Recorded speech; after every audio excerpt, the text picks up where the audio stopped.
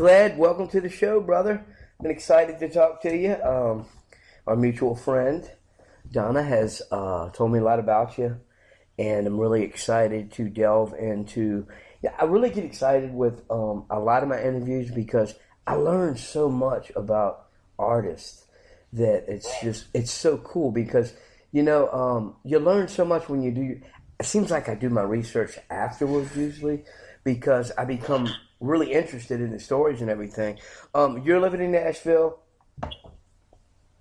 correct? Just right outside of Nashville. We just moved about an hour and a half away from Nashville. That's We're incredible. around the country. That's awesome. I've looked your stuff up. I'm excited. You got a lot of stuff coming up for you. You got a tour overseas coming up. I mean, hey man, I don't even know where to begin. I could hit them with the hard one and let them know that you are the direct descendant and grandson of Johnny Cash.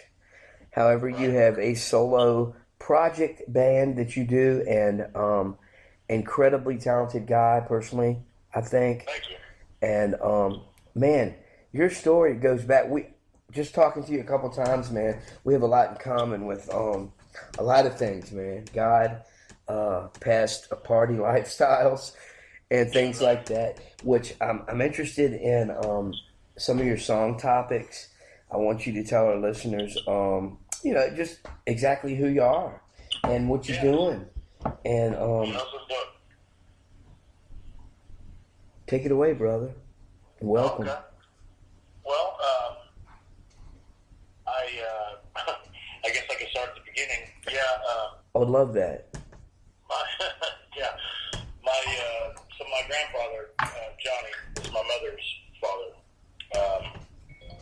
She's his second daughter, and she had me extremely young. So grandparents kind of step in when that's the case. Lots of times, as we all know, and just so happened that my grandparents were on the road a lot, and so I spent a lot of time, buses and motels, hotels, planes, that type of thing, and didn't really come off the road until I was about 20, 21 years old. Wow, that's a long time, brother. Yeah. A lot of fun, lots of things, Yeah. So it was definitely, I don't have anything to compare it to, so. Well, that's all you knew, growing up like that in that lifestyle, it has to be incredible. I started doing a little research and I was like, wow, a couple people on my page were, asking like, well, how's he related and things like that. And your grandmother, a beautiful woman, Vivian. And, it was really cool to see, Johnny's first wife and daughters and Roseanne and then Kathy, your mother. And it's like, wow. And I hope I got that right because I was like, wait, this is confusing me. Most people don't. So yeah, you did. You have done some research. Yeah, a lot of people base most of their knowledge on like I Walk the Line and that movie there. There's a lot of falsification in that movie. A lot of false things. Yeah. So my brother was a part of the documentary that came out,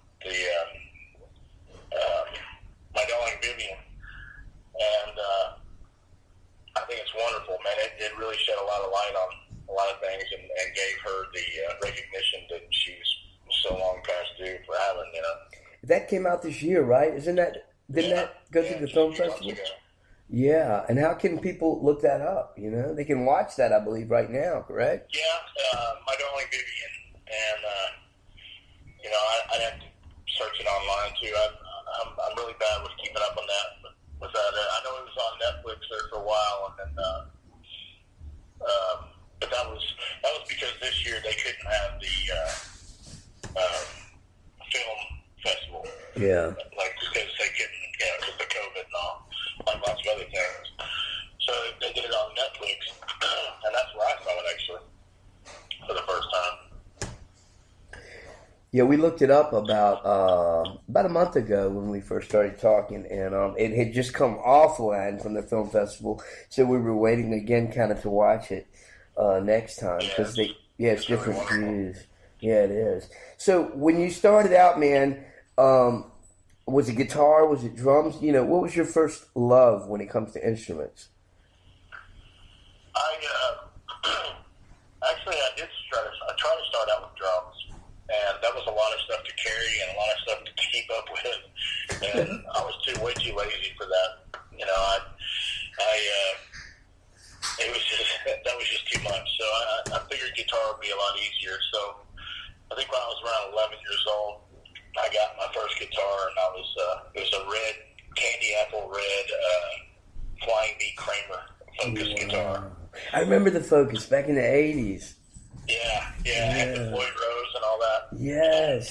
And that was my first guitar, and I thought that was just I was gonna be the next Randy Rhoads or whatever, you know. Yeah. That's cool. But yeah, so I started then. I don't really call myself much of a guitar player though. I play enough to write, and you know, I never had the.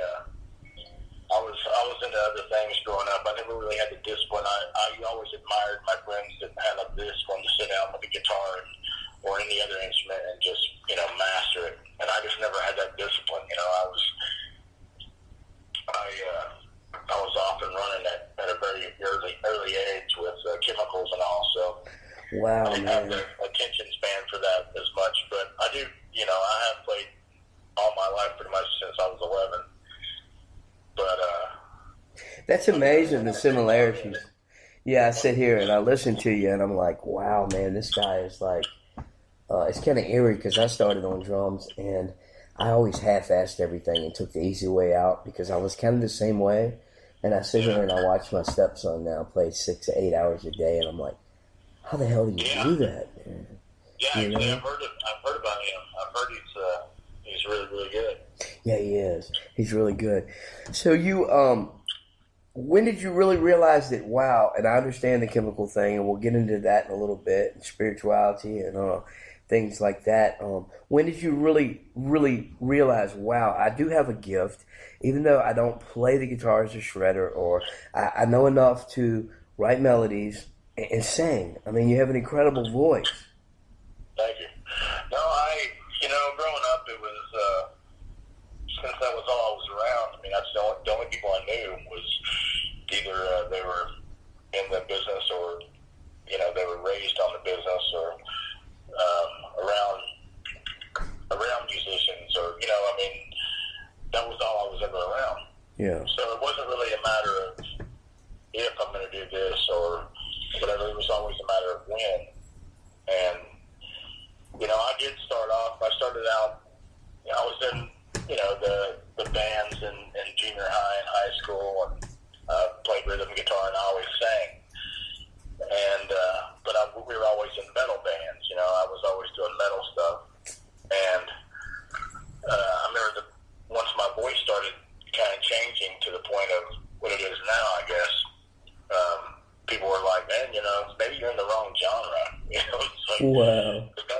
you know, Johnny Cash sings metal isn't really what we're looking for. That kind of thing. So, you know, and I got that, but I don't really write metal either. I got to where I would sit down and every song that I would write would be more of a not really country feel, but more of a folk feel, you know. Yeah. And it wasn't that I was trying to do anything. It's just what kind of flowed was. So I went ahead and followed that vein, but I rock folk, you know. And so when I was about 20, 21, I was working for my grandfather, and of course, I lived there too, so I was always around. But he told me one day, he said, you know, if you ever want to use the studio, I was more than welcome as long as nobody else was, you know, in there or doing anything. As long as I bought tape back then, it was DAT and ADAT, you know. And so I took advantage of that, and I had a band together, and we went in and we did like little EP, like 6 songs, and they were really good songs. Actually, looking back now, I'm getting ready to redo one of those songs for this next album. Are you really? How cool is that to revisit that? That was 94. How about that, man? Yeah. That is so cool. I'm getting ready to resurrect part of that first EP because, for a couple of reasons. And to finish what I was saying about that, I mean, I'll kind of cover it too. I went to him with that EP, and I said, will you tell me what you think about this? Mm-hmm. And he listened to it and came back and told me, he said, it's really good, but I want you to have something to fall back on first. So he wanted me to get into law enforcement, and that's what I did. Oh, wow. So I was a cop for 8 years in Nashville, but which is not. I really got out of music at that point because that kind of once you're doing police work, I mean that is your life, you kind of live that all the time. So, but I love that EP I did, and I'm looking back all these years, and so much has happened since. Of course, I don't have that career anymore. I ended up going to prison, and while in prison, we visited that and started writing again, started playing again, and always in the back of my mind was thinking about this EP that I put so much work into and was so proud of and did nothing with. And so one of the songs I'm resurrecting from that project and bringing to this one. That's going to be incredible. Like Grandpa, that's so cool that you are, man. You said you were an open book, and I appreciate that. I think we need to be more real with people today in this world and stop worrying about what everybody thinks. And that's something that being little, I've had a hard time with all my life. I had to realize too, and still realizing that it really doesn't matter. Who cares, And it makes us who we are, Exactly. And it does. And it's just, man, without getting too personal, just gonna flat ask you, man, why'd you go to prison? I didn't play well with others. I had several assault charges, and nice. And the thing is, like, all mine were violent crimes. So it was, and when I'm saying that, it was all. I had everything from, the fights to vandalism to. I even had some. And I hate to say it, but I even had some domestic assaults. I had all these things to build up, because I'll tell you what happened was I was working midnights as an officer on patrol, and started taking amphetamines and drinking a lot and all that, and it just spun out of control eventually. Wow, that'll make you mean anyways, man. Yeah, and so then I had a doctor that was a Johnny Cash fan, actually, and because of that, I went to him, and I was going through a divorce, and went to him and said, "Look, man," I said, I'm stressed out. I'm having these panic attacks. I didn't even know what they were at the time. I'm like, I'm having this anxiety, these panic attacks, and I don't know what to do about it. And he's like, well, so he writes me a script of 3 Xanax bars a day. Oh my God! And I'd never had them before, and I started taking those and thought I had really just gone to heaven. I mean, took all my inhibitions, took all my giving shit away, took all that away, and how did you stay awake? Oh, well, because I was doing amphetamines as well. Wow. So amphetamines with Xanax plus alcohol. 6 months later, I didn't remember 6 months of my life, but 6 months later, I'd been arrested like 15 times. Oh my God. Actually, I think it was 16 times. And I had built up all these charges, and my lawyer was like, eventually just like, look, man, you've been arrested these many times in this amount of time, and none of them are good. It's not like they were, I didn't have DUIs, I didn't have any drug charges, anything like that, but I was never sober at the time. I was always under the influence. So they were always just really off the wall, weird stuff, Yeah. And most of the time violent.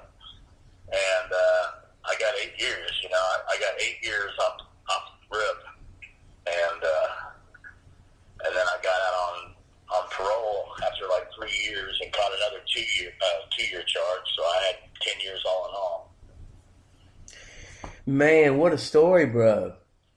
Yeah, I mean, that's just in a nutshell, man. That's Yeah, right. Oh, I'm sure, man. I'm sure we could talk for hours about it. That's just skimming almost the top, But so yeah, that's so back to the original question, which was why did I go? Because I needed to go. That's why. Amen for that, bro. I hear you. Man, sometimes that rod of correction from the Lord is not pleasant. Absolutely. I remember. I'd be dead if I wouldn't have gone to prison. Prison saved my life. I remember when I was going through a divorce some years ago, just turning my back on God and family and delving at the age of 36 and 37 into the drug world. And this old man, I'll never forget him, Ralph Burgess from my church would call me. He was the only one that would call me. Or he'd come by the house and knock on the door like on a Friday night at around 11 o'clock, bad time, Yeah. And he'd say, boy, I'm going to tell you right now, the Lord is going to take you to the woodshed, and he's going to give you an ass whooping like you ain't never had. And I was like thinking, what is he talking about? What is he talking about? Then he died, and I found out years later what he was talking about. Yeah, right. We always find out one way or the other, but it's going to be the hard way. Yep, that's so true. So man, I'm really looking forward to hearing all your new stuff. When will you have all this recorded, do you think? Well, that's the thing. So it's like, and once again, the COVID thing has really paralyzed dampers and a lot of things. I would have already had it recorded, to be honest with you. Yeah. But I want to take my time too. I don't want to rush anything. We've got, I've got everything from brand new stuff to, like I said, revisiting that. I've even got a song going on that was that my grandfather started that I finished. So that's one I'm really excited about. How incredible to be able to have that and use that and just pay honor to your grandpa. So there's going to be a mix of a lot of things. And my first album, which I'm really proud of, my first album, it was basically from all my life until that point, from birth until that release. And this one here is going to be from that point on, and I'm going to continue that. It's a timeline, it's a theme, Yeah. But so what I've got coming now is, in essence, it's still in the same vein as the first album, but it's going to be much more broad. It's going to touch on a lot more subjects, a lot more emotion, a lot more feelings, and a lot more upbeat things because life has gotten better, Yeah. It's crazy. I remember, back to another subject, but the tour bus, I remember getting on his tour bus one time. It was somewhere at a state fair. It was one of Johnny's tour buses, which happens to be was built by someone that I met back in March. My wife and I and the kids, we went down to Leesburg, and we met a guy named Jerry Calhoun who built Johnny's tour buses. Do you remember him from Leesburg by any chance? He actually... I don't, but I remember that bus very well. I knew every inch. And it was so cool because it was like 86 when he toured in it. So, the cell phone had wires, and he had a beautiful cassette deck. And it was like, wow, he's even got a CD player, It was just so cool to see all those modern things. Absolutely.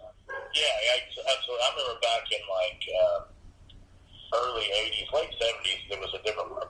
But I remember back in the early 80s, being, having satellite and literally being like, if we were on, say, Interstate 40, which is obviously east-west, if we switched directions, we'd have to, redial into satellite, to watch. And it was like two big dials. You had to click. You gotta keep doing it until you could see a picture. And it was, I'd love to see how terrible the picture was that we thought was so good then. Oh, I bet you felt like you were on a spaceship back then, man. And the Betamax, life without a Betamax, what would we have done? Right. Watching it on Betamax before VHS was ever even thought of. Yeah, those were the smaller ones, weren't they? Yeah. Like one reel. Yeah, they were so clear. I even remember recording with those because the tape was better or something. Yeah. I thought they were great, of course. But yeah, I mean, technology. I remember back in the '70s, late '70s, my grandfather having a phone in his car and like screaming into it. It was like the worst ever. It was like any cheap walkie-talkie nowadays would be much better than that thing was. It's funny, man. That is so great. Well, man, any plans on your tour? Tell us about your big tour coming up overseas, man. Yeah, we've got, we're getting ready to hit the UK, Germany, the Netherlands. I mean, the list goes on and on and on. Obviously, Ireland, we go to Ireland usually twice a year. And, of course, we haven't, once again, 2020, I'm just going to, at some point, we're going to be able to mark this off the history books, just for trying to forget about 2020. Man, I'm looking forward to it. Yeah, no kidding. I am we that. were supposed to already have been to Ireland and back, and we had a whole North American tour for this year, and that got all canceled. But next year we got world tours, so we're not only going to be in North America, but we're also going to be South America. We're going to be Europe. There's talk about even parts of Asia. Awesome. So, and you got to come to Florida, bro. Yeah, absolutely. Yeah, that's definitely on the list. Yeah, I look forward to meeting you in person. And I can't wait. tell us about your social media. Social media. So you got Thomas Gabriel Official.com is the website. Then you've got, we're on Facebook, we're on Twitter, Instagram. I do have a personal Facebook, but I thought I could run it, but honestly, it got to be where it was too much, and so I get on there from time to time. You get bored during the COVID days, and you try to get on there and try to keep up, and it just got overwhelming. So I wasn't getting anything done, and people were complaining that I was just sitting on Facebook all the time. So I had to stop doing that, and but I get on from time to time. So we got a great website. My team's running all their social media. It's pretty impressive, actually. It blows my mind. And then we've got the YouTube channel that's brand new. We just started it, so I would love for everybody to go to the YouTube channel. Just Thomas Gabriel, right? Yeah, and ThomasGabrielOfficial.com is the official website. Yeah, it really looks good. They've really done a great job on it. I love getting on there and looking at it. So all the tour dates will be on there, and we'll just try to make up for this year and catch up to next year. I think we've got like 300 dates marked out for next year. I love that, man. And not putting you on the spot, man, but you're a pretty straight up dude, man. How important is God in your life now, man? Well, I can't do it alone. And I figured out the way things go with Thomas's way, Thomas's way is basically just always winds up in flames or underground or on the ground, whatever, Man. I'm always running it hot, So when I let him take the wheel and he leads, I follow, things go a whole lot better. I love that. And it's become just one of those things where it's like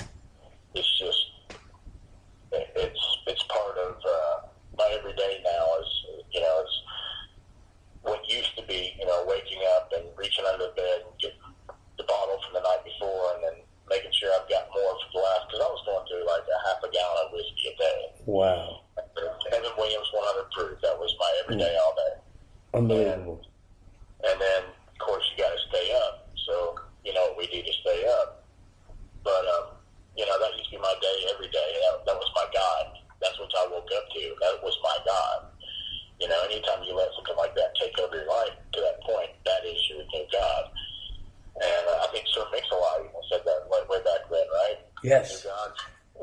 So, you're right, man. I just quoted Sir Mix-a-Lot. But, nowadays it's like I get up and let the dog out, open up my reflection of the day and go from there, and it just seems to stay on the path and lead me in all the right opportunities come so easy. I mean, it's almost like before you had to search out anything to be a part of or anything, you know, and nowadays opportunity just one after the other like dominoes, you know. You know what? You know, you're so right, man. And it's like we get so busy and worrying about tomorrow and things like that. And, you know, if I could say that I learned one thing in the last year, man, that I've heard this word all my life, but I never fully understood it, was gratitude. You know, Oh, yeah. it's I get goosebumps when I even say the word because, you know, it's just, I'm so grateful to be able to wake up and instead of coming to man, and you're right. The thing about gratitude, and I've proven this time and time again, if whatever you've got, take it for granted, and God will take it from you. He will remove it. Absolutely. Because you don't deserve it. Somebody else will appreciate it, you know? Wow. That's a good one. God taking it away from me. It's just you not being able to keep it, you know? Yeah. You know, I'm excited because I also want to invite you back very soon, like in a month or two, because, you know, I'm affiliated with this thing called Into the Fire, where we also do secular musicians, and we've been picked up on 3 Miami classic rock stations. We're going to be coming on at midnight after the Alice Cooper show.